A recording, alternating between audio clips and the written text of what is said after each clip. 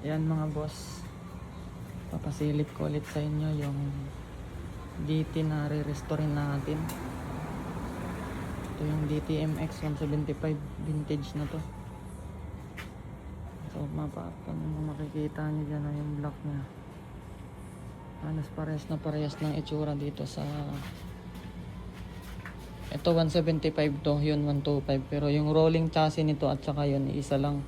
Tangke, upuan, lahat ng pyesa iisa, maliban lang sa block 2NO pala yung ano nun, sabi yung chassis. Mapapansin nyo yung block ng halos iisa lang itsura, pero 175 to, mas malaki yung piston na ito at saka 6 stud ito, yan nandyan stud nya sa head. Yan. So ang gagawin natin dito mga bossing, tangke lang yung hindi natin gagalawin dyan. Siguro retouch ko lang yan, tapos top coat. Pero yung stock paint hindi natin yan aanuhin. Tapos side stand yan, papalitan natin ng bracket. Meron akong bracket dito kasi medyo ayoko yung stock ng DT. Sa Honda sa KMX yung kapalit natin, pero dahil meron tayong sariwa dito na pang KMX, ayun, tatabasin natin yan, yung lilipat natin doon. Tapos ang gagawin natin side stand ganito, pang Honda XR200, kasi lahat ng motor natin side stand XR200 talaga, kasi meron tayo nyan brand new saka original. Dali lang yung gawin, yun lang yung bago natin dyan. Tapos yung fender nyan sa likod, dahil ang gagawin ko dito trail setup, classic yung itsura nya na pang trail. So ito yung gagamitin natin pang YJ. Hindi ko alam kung alin yung gagamitin ko dito, yung puti ba o yung dilaw, pero pakaramdam ko parang dilaw yung magagamit natin dito dahil dilaw yung motor natin. Original to, parehas yung boss, yung vintage din to. Talagang tinabi ko to dahil alam ko talaga magkakaroon ako ng vintage na pang trail dahil gusto ko talaga yung ganyan.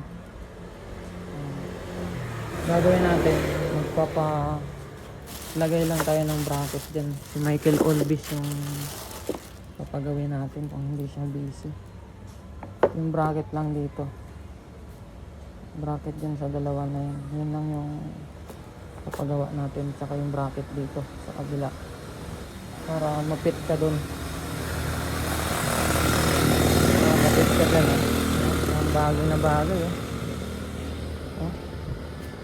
Ang dilaw yung gagawin natin mga bossing. Tingnan nyo kung ano yung bagay, puti ba o dilaw. Kung maganda yung dilaw. So pa-final natin dito dilaw, tapos maghahanap tayo ng fender na dilaw at saka side cover. Maski hindi na original yung sa side cover, kasi sigurado ako wala na tayong mabibili niyan. Tanggalin na natin yung mga headlight niyan, benta natin yung mga pagkakalasin natin ng mga pyesa niyan. Yan yung motor mga boss, parehas na price yan dito ng rolling chassis. Yung block na ito, pag binuksan natin tapos makita natin na may gas-gas, di na natin paparibor, diretso na natin papalitan ng block ng DT175, kasi connecting rod na ito tahimik na tahimik pa. 175 na ikakasa natin kasi meron tayong block ng DT175 isang set, kasi connecting rod nyan saka 175 isa lang, isang pakan lang yan, wala nang conversion na gagawin.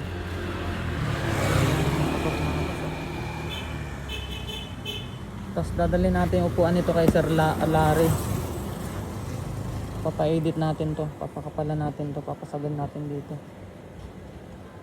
kasi parang sa sobrang katagalan mixin na yung dito. Iba yung ano niya, fender niya, sobrang tibay ng galon. Siguro dahil wala na rin talagang mabili doon sa lugar ni Sir fender kaya ano. Ito yung ano niya, model niya. 2NO. Sa Japan galing tong motor na to, pina-import lang nila. Seaman yung nagparating na ito mga bossing dito sa Pilipinas. Ayan, 2NO. Andyan pa yung stock na sticker. Oh. Hindi ko alam kung paano gagawin yan. Siguro papatakpan ko na lang kasi papapowder coat ko to eh. Kasi ayaw kong matanggal itong ano na to. Papapowder coat natin lahat ng bakal na ito. Ito yung ano niya, 2NO, tapos hindi pa natatapos yung engine number kasi itong motor na to galing talaga to Japan. Sayang, dapat 2E7 para isang diretso na dun sa chassis number ng ano natin. Ay, engine number. Kakaiba siya, meron pa siyang nakalagay dito.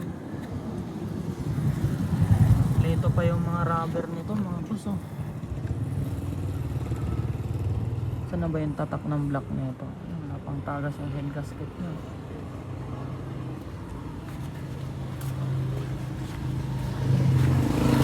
Stock pipe talaga niya. Ito. Stock pipe. Tapos yung rim niya original pa. Saan na ba yung tatak nito? Ayan oh. Yung mga taga-Sago Japan na legit, ganito, nandito yung tatak. Kasi yung mga binibenta ng mga replacement dito naka-pocket eh. 6 stud pa, stock niya pa to. Issue natin ito, walang preno sa likod pero dahil ang dami nating hub dyan, walang problema, kaya natin bilhan ng brand new yan.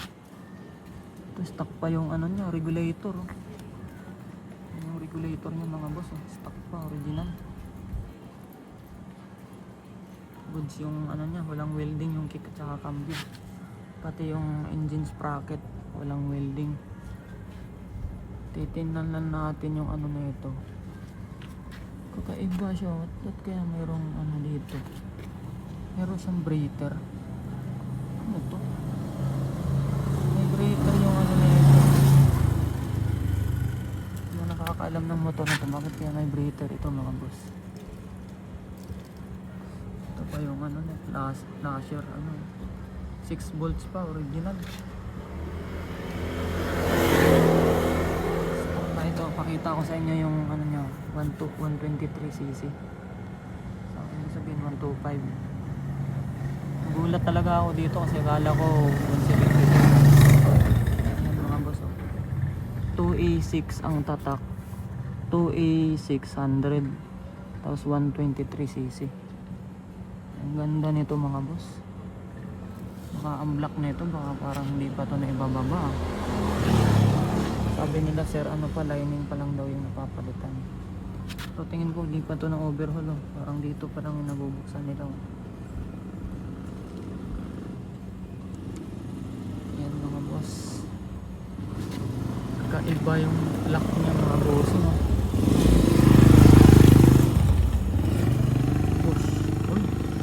Gumagana pa.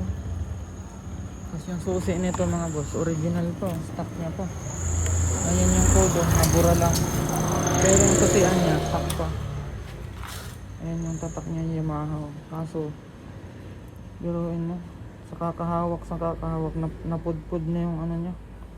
Tanso to mga boss ha. Biro mo kung gaano katibay itong mga susian niya. Hindi pa nasisira yung ano niya. Gumagana pa yung susi. Ayan, paanda rin natin mga boss. Click pa yan. Gumagana pa rin ito.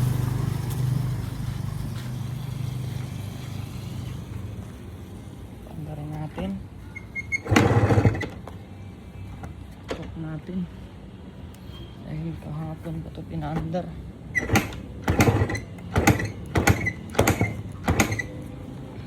Ayaw mandar mga boss.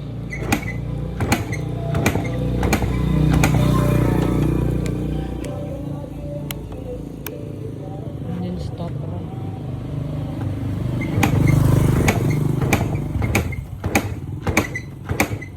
Ayaw mandar ah.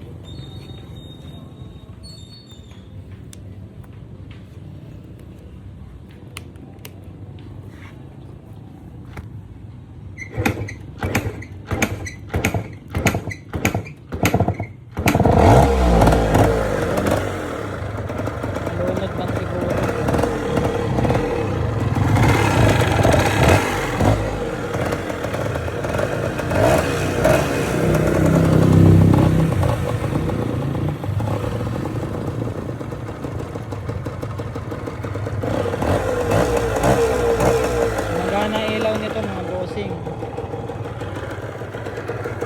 Ang ilaw niya. Kurat-kurat. Ang ganda ng motor na to. Ang magagandahan lang na ito, katulad ko na marunong intindi dito. Ayan o.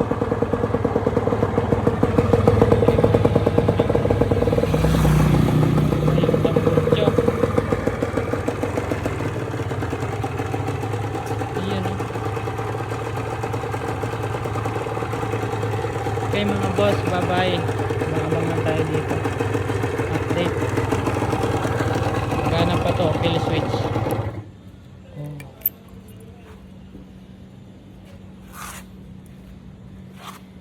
Okay, haba-haba na yung video natin mga boss.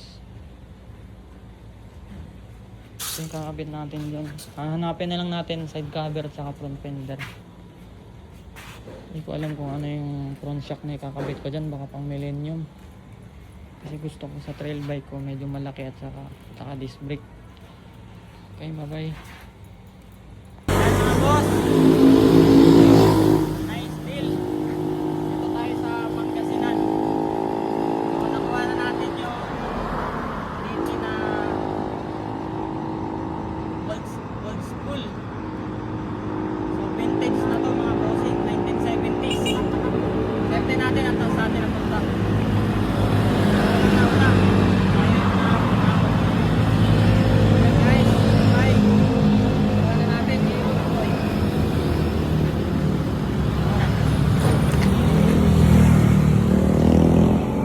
Mga bossing oh. Okay. Stock pipe.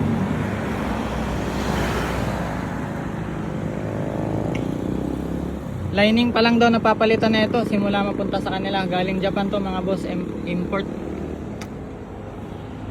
Hindi ko alam kung tama ba yung pagkatali natin dyan, pero mukhang matibay naman. Okay. Bye mga bossing.